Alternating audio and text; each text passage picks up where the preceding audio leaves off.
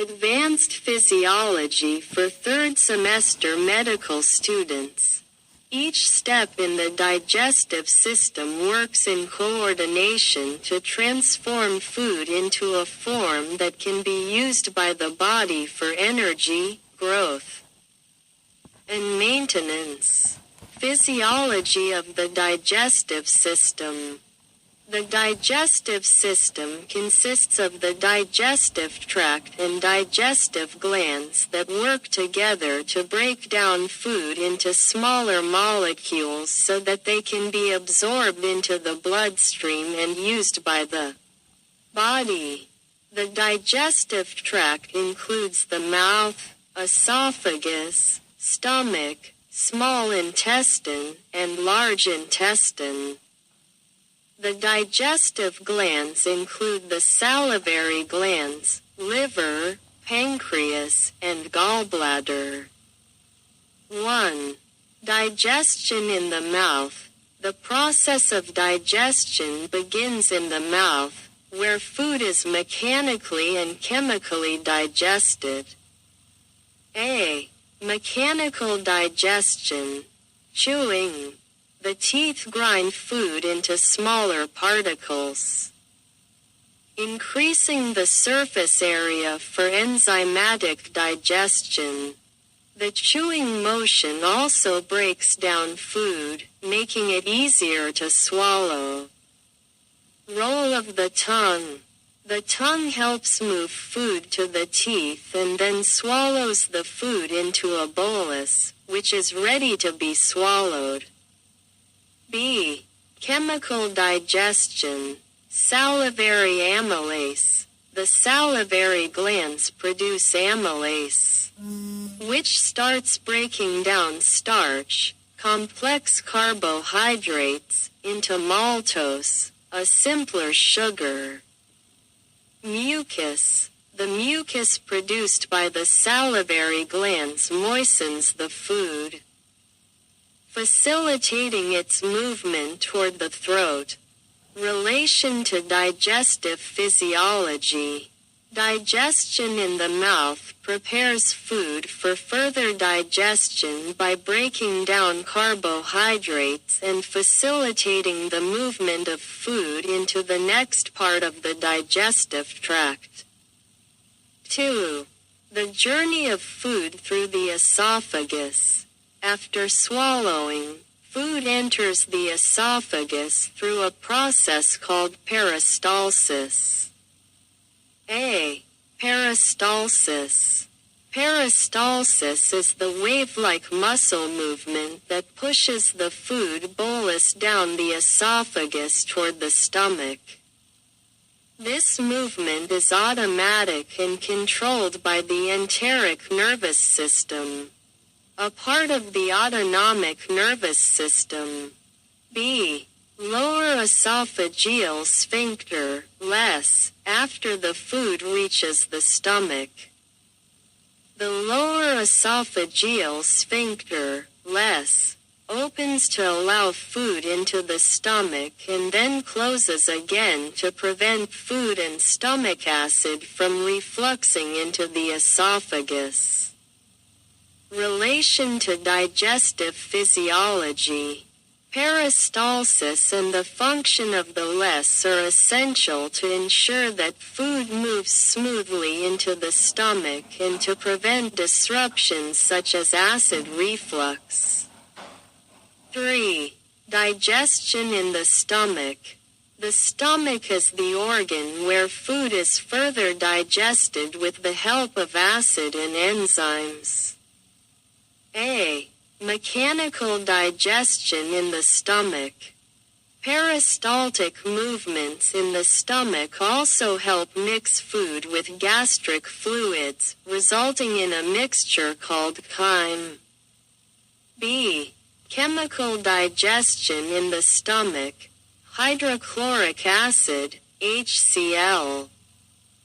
This acid is crucial for activating digestive enzymes and maintaining the acidic conditions necessary for protein breakdown. Pepsin. the main enzyme that breaks down proteins into smaller peptides. Pepsinogen, the inactive form of pepsin, is activated by HCl. Mucus. Mucus protects the stomach lining from damage due to acid and digestive enzymes. C. Regulation of digestion in the stomach. Gastrin hormone.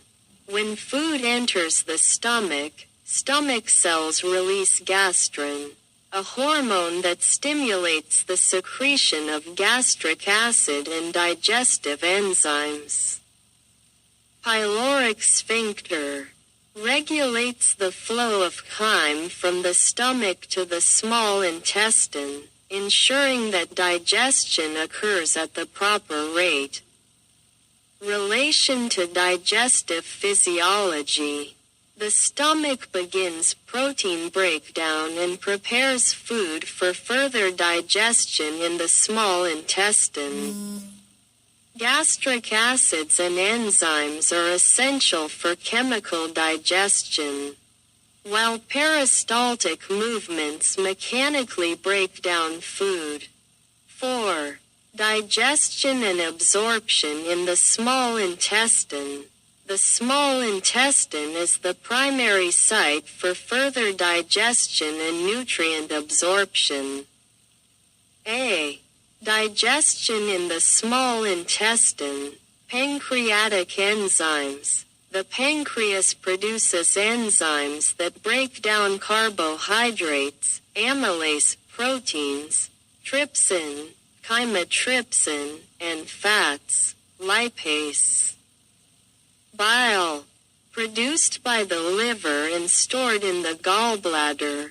Bile emulsifies fats, breaking them into smaller droplets so that they can be more easily digested by lipase. B. Nutrient absorption. Villi. The walls of the small intestine are lined with villi, small hair-like structures that increase surface area for absorption. Each villus contains blood capillaries and lymphatic capillaries, lacteals, that transport nutrients. Carbohydrates. Carbohydrates broken down into monosaccharides, glucose. Fructose, are absorbed into the blood. Proteins. Amino acids derived from proteins are absorbed into the blood. Fats. Fatty acids and glycerol are absorbed into the lacteals, lymphatic capillaries, in the form of chylomicrons, which are then transported through the lymphatic system. C. Absorption regulation. The hormones secretin and cholecystokinin, CCK, stimulate the pancreas to release enzymes and the gallbladder to release bile, which aids in the digestion and absorption of food. Relation to digestive physiology. The small intestine is where most digestion and absorption of essential nutrients, carbohydrates, proteins, fats, vitamins, and minerals, occur. Digestive enzymes and bile work together to break down food into molecules that the body can absorb. 5. Nutrient processing and absorption by the liver, after being absorbed by the small intestine. Nutrients are transported to the liver via the portal vein. A. Glucose processing. Glycogenesis. The liver converts excess glucose into glycogen for storage. Gluconeogenesis. When the body needs glucose, the liver converts amino acids or fats into glucose. B. Fat and protein metabolism. The liver also regulates the metabolism of fats and proteins, producing plasma proteins like albumin and fibrinogen, which are crucial for fluid balance and blood clotting. Relation to digestive physiology. The liver plays a critical role in processing and storing nutrients after absorption in the small intestine, and is also involved in the overall metabolism of the body. 6. Digestion and absorption in the large intestine. The large intestine focuses on water and salt absorption and the formation of feces. A. Water and electrolyte absorption. The large intestine absorbs most of the water and salts from undigested material coming from the small intestine, turning it into more solid feces. B. Gut microbiota. In the large intestine, microorganisms, bacteria, assist in the fermentation of undigested food remnants and produce several vitamins, such as vitamin K, that can be absorbed by the body. C. Formation of feces. After water absorption, undigested food remnants become more solid and form feces, which are then stored in the rectum until eliminated through the anus during defecation. Relation to digestive physiology. The large intestine is important for fluid absorption, feces formation, and providing an environment for microbiota that contribute to the body's metabolism. Conclusion.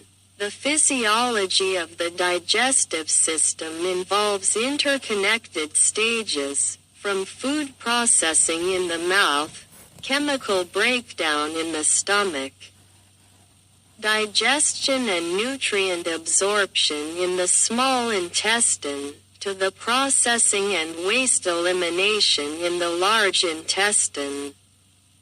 All of these components work harmoniously to ensure that the body receives the necessary nutrients and efficiently eliminates waste products.